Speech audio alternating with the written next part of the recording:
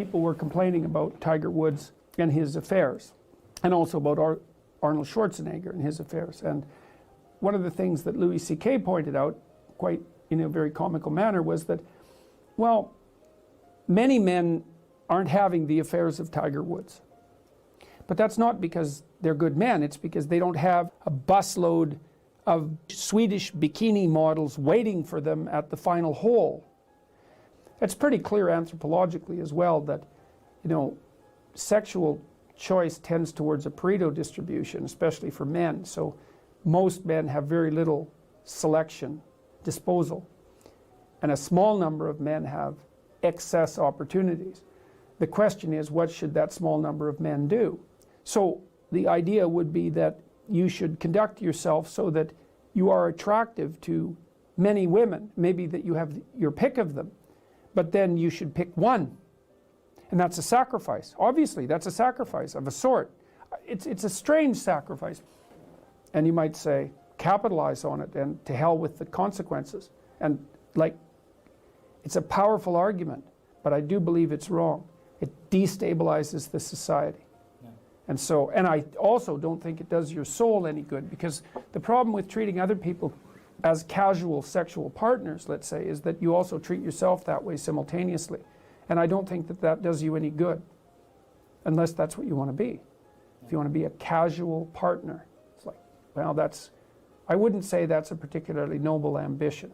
You should be able to do better than that. I talked to someone, a comedian recently, who told me of one of his experiences in Las Vegas. So he went to Las Vegas with a sports superstar. And they went to a party, and what literally happened at the party was one woman brought forward a small group of other women, all very attractive, and basically told the sports legend that he could just pick one of them and she would go home with him, right? And so that had all been arranged beforehand, and he said that he's been in many situations where something like that has happened. And I thought, well, that sort of is appealing to the Hugh Hefner playboy 14-year-old fantasy that sort of gripped our culture from the 1960s onward. But imagine that you sleep casually with 100 women in a 6-month period, or a 3-month period for that matter, or a 3-week period. I don't care, pick your time frame. And you're ecstatic with yourself because you've been validated by this opportunity. And I'm not making light of that. It's not nothing to be attractive to women like that. It's really something to be attractive to women like that. But it isn't obvious to me that your choice to conduct yourself in that manner enriches your life and the life of other people more in any way than picking one person and actually having a relationship with them. It's only true that that promiscuous pathway, let's say, is better if you can actually divorce sexuality from all the other elements of life. You say, well, it's about variety and it's about impulsive pleasure.